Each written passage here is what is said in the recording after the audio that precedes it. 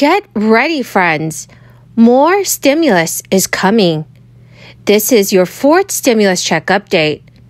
Now, a total of 17 states are giving out fourth stimulus checks this month, and millions of Americans, and that includes millions of Americans, including low-income households, Social Security, SSI, SSDI, and RRB recipients. Both Democrats and Republicans have finally agreed to provide more Americans with a fourth stimulus payment this year. Friends, this is truly wonderful news. This crisis has affected many Americans, and inflation does not seem to decrease anytime soon. So it is really important, friends, to watch until the end of this video to learn how you can claim this extra relief. To say thank you for joining me every time I post a video, I'm giving away a $75 Walmart gift card 4 days per week. Please enter these giveaways by clicking and liking several of my videos and then commenting below the keyword of each video that you watch. The more videos that you comment on, the likelier your chances of winning the Walmart gift card giveaway. So my friends, there is some really exciting news. Millions of Americans are eligible for more stimulus relief funds this fall.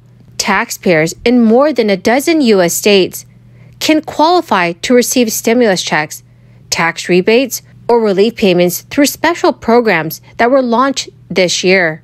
Each participating state has its own criteria for the payments, which are being financed mostly by tax revenue surpluses.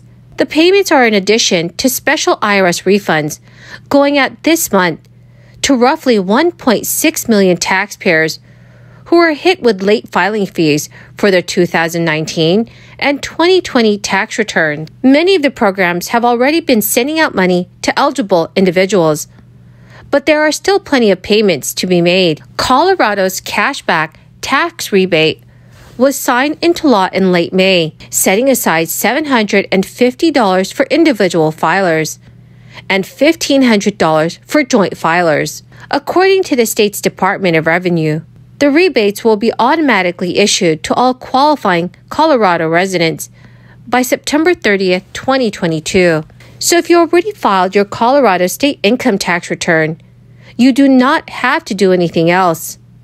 Unfortunately, the deadline to file a state tax return and qualify for this rebate was June 30th, but extended filers who meet a deadline of October 17th will receive a refund by January 31st, 2023. Most filers will receive their money in the form of a direct deposit. California, which was one of the few states to send out 2 rounds of state stimulus checks during the crisis, is also providing tax refunds of up to $1,050 to eligible taxpayers this fall. Payments are being issued between October 22nd and February of 2023. Residents qualify for the refund if they filed their 2020 state tax returns by October 15, 2021, and also meet the adjusted gross income limits.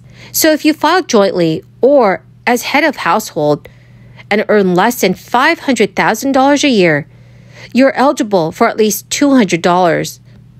Single taxpayers who make less than $250,000 annually will qualify for at least $200.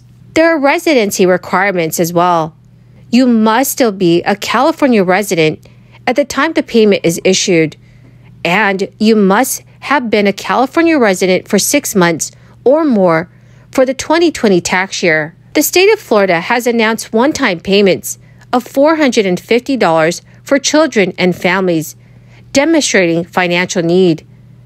The funding comes from the state's $35.5 million share of the American Rescue Plan Act, and all qualifying families who have not received their payments should see their money by September 30th.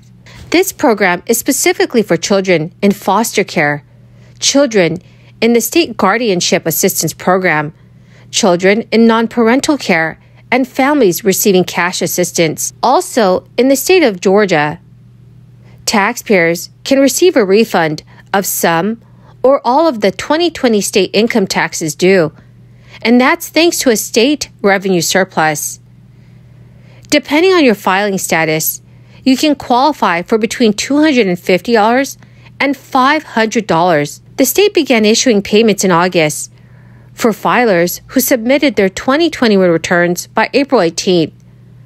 While there is no hard deadline for those who filed after that, you definitely will not receive your refund until you submit your state tax return. Taxpayers in the state of Hawaii who filed their 2021 state tax returns on or before December 31st will receive a refund between $100 and $300 per person, depending on federal adjusted gross income and your filing status. If you filed already, sit back and relax. The Hawaii Department of Taxation started issuing payments this month, so you can expect your new relief check very soon. As part of a larger consumer relief program that was announced in June of this year, Illinois is issuing property tax rebates as well as income tax rebates to residents starting this month. All eligible homeowners will receive an amount equal to the property tax credit that they qualified for on their 2021 state tax returns, which is a maximum of $300. In the state of Maine, full-year residents are extra lucky. They are receiving one of the biggest state stimulus payouts in the United States at $850 for single filers and $1,700 for couples.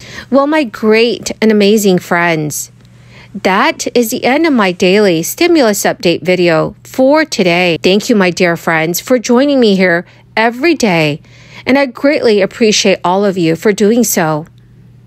The winner of today's Walmart gift card giveaway is John Moore. Congratulations, dear friend. To claim your gift card, please check your notifications page and send me an email. Or you can also send me a message on my Facebook page. Thank you, my friends, and have a wonderful and blessed Monday. That 8.3% inflation is costing families well over $4,000 this year alone, essentially wiping out 1 month's paycheck. I don't know a single family that can afford that kind of sacrifice. Worse, real wages have fallen every single month since President Biden's $1.9 trillion stimulus passed last year.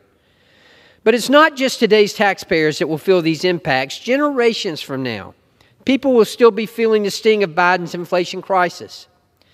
Over the next decade, decisions made in Biden's first 2 years will add $4.8 trillion to our federal deficit. $4.8 trillion.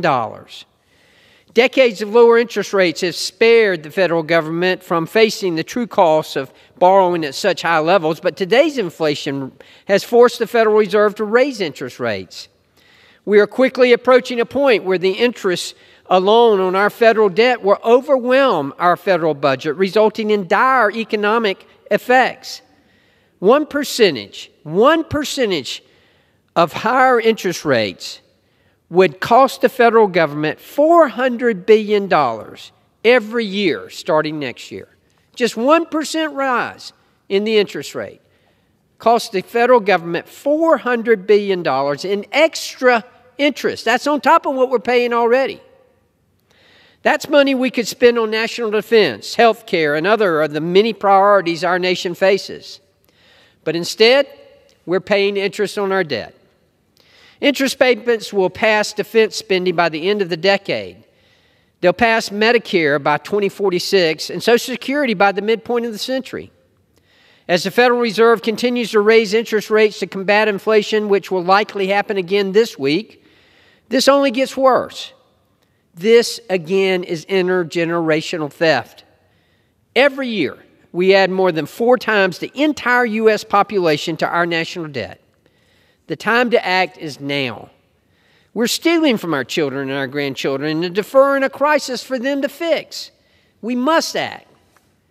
Each year that goes by without increased deficits digs our hole deeper and deeper. It's time to put down the shovel. One of the first things we learned when I became a member of the Georgia State Legislature was when you're in a hole, quit digging. We're in a hole. We're stealing from our children and our grandchildren and deferring a crisis for them to fix, and we must act. As a medical